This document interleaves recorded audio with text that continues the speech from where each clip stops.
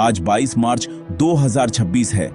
दुनिया एक बार फिर एक ऐसे मोड़ पर खड़ी है जहां एक छोटी सी चिंगारी भी बद्धी आग लगा सकती है। मध्य पूर्व का इलाका सुलग रहा है और इस तनाव के केंद्र में है ईरान। सवाल यह है कि अगर ईरान एक परमाणु शक्ति देश बन जाए तो क्या होगा? इस सवाल का जवाब जानने से पहले हमें यह समझना होगा कि आखिर ये परमाणु शक्ति होती क्या है। सीधी और सरल भाषा में कहें तो परमाणु शक्ति का मतलब है किसी देश के पास ऐसे हथियार होना जो परमाणु ऊर्जा का इस्तेमाल करके भयानक तबाही मचा सकते हैं। ये हथियार कुछ ही पलों में पूरे के पूरे शहर को राख में बदल सकते हैं। इनकी ताकत इतनी ज्यादा होती है कि ये किसी भी युद्ध का रुख पूरी तरह से बदल सकते हैं और इसी वजह से इन्हें दुनिया का सबसे खतरनाक हथियार माना जाता है। आज की तारीख में दुनिया के कुछ गिने चुने देशों के पास ही यह विनाशकारी ताकत है। इनमें 1 अमेरिका, 2 रूस, 3 चीन, 4 फ्रांस, 5 यूनाइटेड किंगडम शामिल हैं, जिन्हें परमाणु अप्रसार संधि यानी एनपीटी के तहत आधिकारिक तौर पर परमाणु शक्ति माना जाता है। लेकिन इनके अलावा 1 भारत, 2 पाकिस्तान, 3 उत्तर कोरिया ने भी परमाणु परीक्षण किए हैं और वे भी परमाणु हथियार संपन्न देश हैं। ऐसा भी माना जाता है कि 1 इजराइल के पास भी परमाणु हथियार हैं, हालांकि वह इस बात को न तो स्वीकार करता है और न ही इससे इनकार करता है। इन 9 देशों का एक छोटा सा क्लब दुनिया की भू राजनीति को नियंत्रित करता है।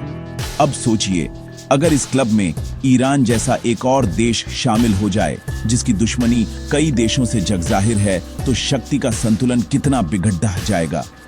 परमाणु शक्ति बनना सिर्फ हथियार बनाना नहीं है, यह एक देश की पूरी हैसियत को बदल देता है। यह उसे एक ऐसी ताकत देता है जिसके बाद कोई दूसरा देश उस पर हमला करने से पहले 100 बार सोचेगा।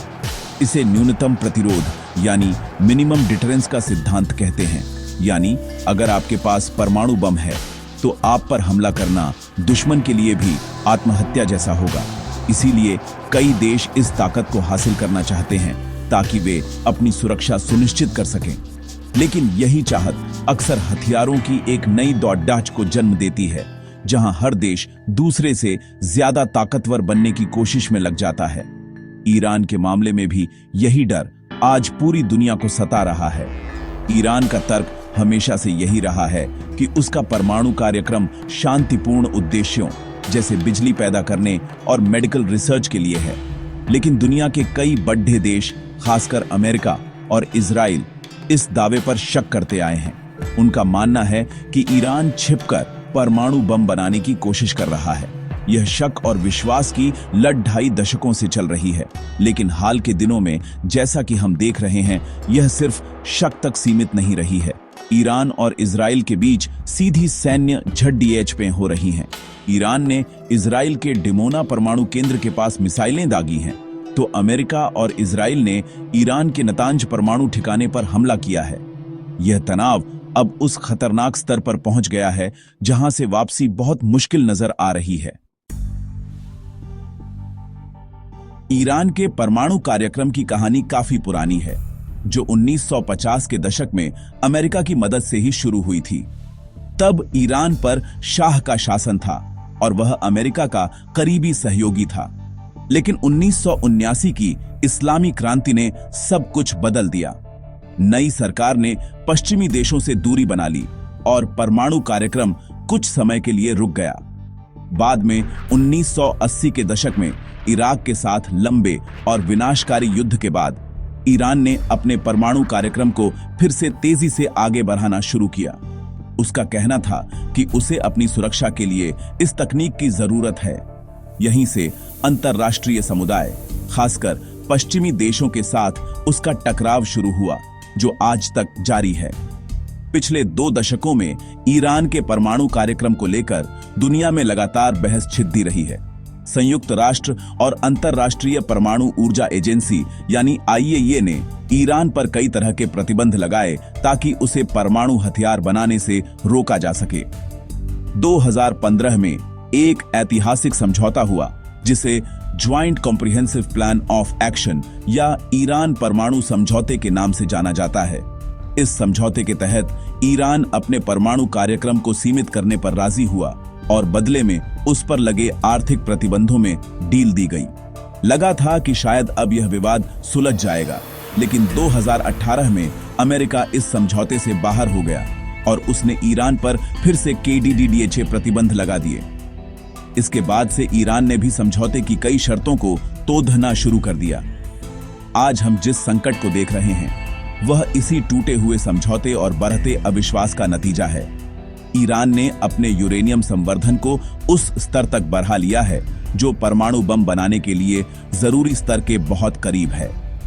हालिया रिपोर्ट्स के मुताबिक ईरान ने 4000 किलोमीटर दूर तक मार करने वाली बैलिस्टिक मिसाइल का परीक्षण किया है जो यूरोप तक पहुंच सकती है। यह सिर्फ एक तकनीकी प्रदर्शन नहीं है, बल्कि एक सीधा संदेश है कि ईरान अब किसी भी दबाव के आगे झुकने को तैयार नहीं है। इजराइल पर सीधे मिसाइल हमले और हॉर्मुज जलमरुमध्य में जहाजों की आवाजाही को रोकना, ये सब ईरान की बदली हुई आक्रामक नीति का सबूत है, जो दिखाता है कि वह अब टकराव से पीछे नहीं हटेगा। इस तनाव ने पूरे मध्य पूर्व को एक बारूद के ढेर पर लाकर खड्डा कर दिया है। ईरान और इजराइल के बीच जो लड़ाई पहले प्रॉक्सी यानी दूसरे देशों में लड़ने वाले समूहों के जरिए होती थी, वह अब सीधी हो गई है। ईरान के नतांज और इजराइल के डिमोना जैसे परमाणु ठिकानों पर हमले इस बात का संकेत हैं कि दोनों देश अब एक दूसरे की सबसे संवेदनशील जगहों को निशाना बनाने से भी नहीं हिचक रहे हैं।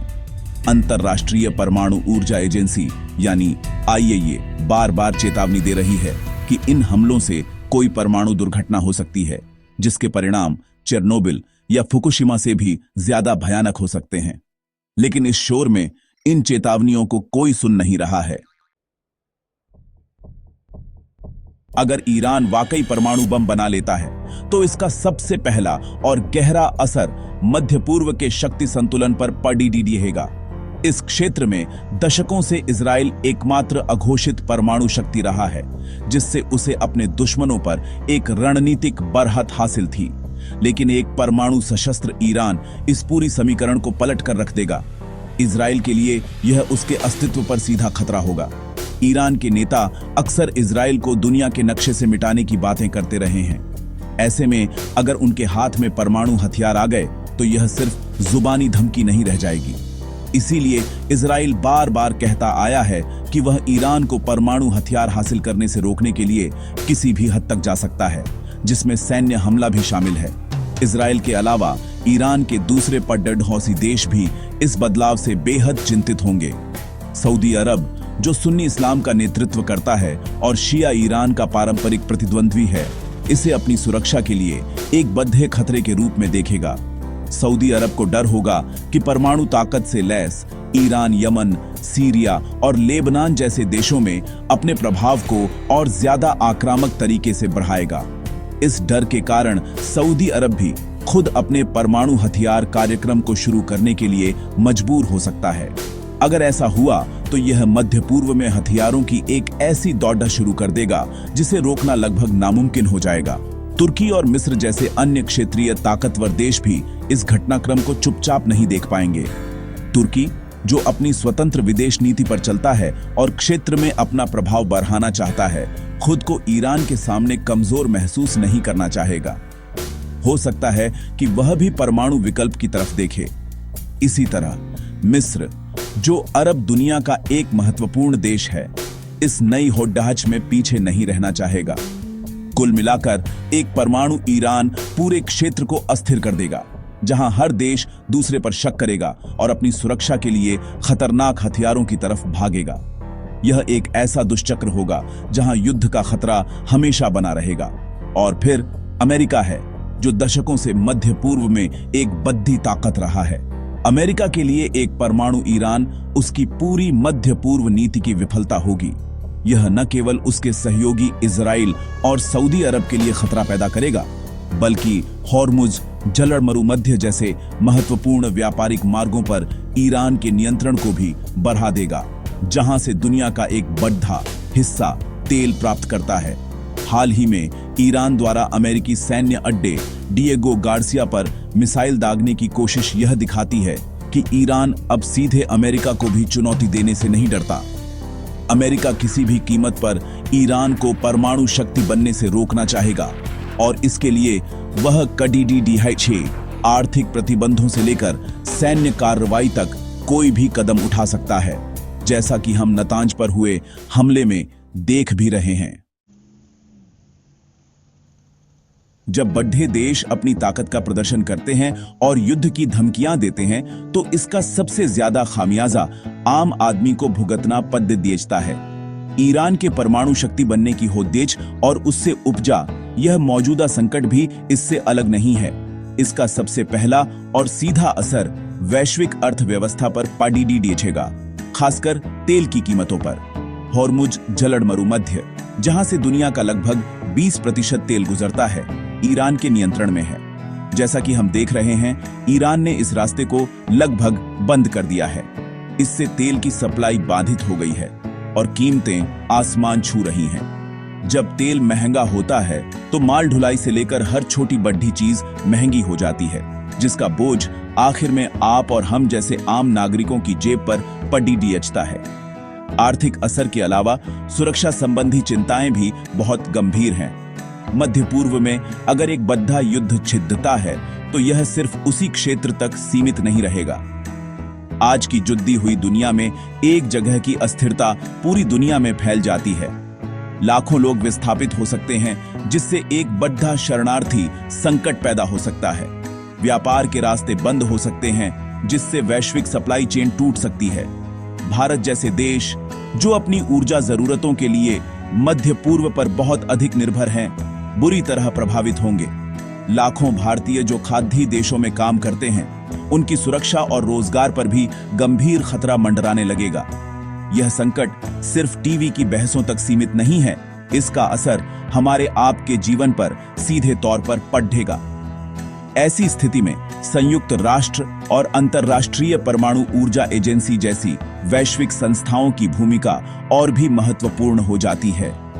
आईएईए का काम यह सुनिश्चित करना है कि कोई भी देश परमाणु ऊर्जा का इस्तेमाल शांतिपूर्ण कार्यों के अलावा हथियार बनाने के लिए न करे। वह ईरान के परमाणु ठिकानों की निगरानी कर रही है और दुनिया को सच्चाई बताने की कोशिश कर रही है। वहीं संयुक्त राष्ट्र सुरक्षा परिषद एक ऐसा मंच है जहां दुनिया के बड़े देश मिलकर कूटनीति और बातचीत के जरिए ऐसे संकटों को हल करने की कोशिश कर सकते हैं। इन संस्थाओं को बिना किसी दबाव के निष्पक्ष होकर काम करना होगा और सभी पक्षों को बातचीत की मेज पर लाने के लिए हर संभव प्रयास करना होगा। अंत में सवाल यह उठता है कि एक आम नागरिक के तौर पर हम और आप क्या कर सकते हैं। हम शायद सीधे तौर पर इन बढ़ती भू राजनीतिक घटनाओं को प्रभावित न कर सके, लेकिन जागरूक और सतर्क रहना हमारा सबसे बड़ा हथियार है। हमें यह समझना होगा कि युद्ध किसी भी समस्या का समाधान नहीं है। हमें अपनी सरकारों पर शांतिपूर्ण और कूटनीतिक समाधान खोजने के लिए दबाव बनाना चाहिए। हमें फेक न्यूज और प्रोपेगेंडा से बचकर सही जानकारी हासिल करनी चाहिए, क्योंकि जब नागरिक जागरूक होते हैं तो वे सरकारों को मनमानी करने से रोक सकते हैं। यह संकट सिर्फ ईरान या अमेरिका का नहीं है, यह पूरी दुनिया की शांति और स्थिरता का सवाल है, और इस सवाल का जवाब हम सबको मिलकर खोजना होगा। शुभ रात्रि।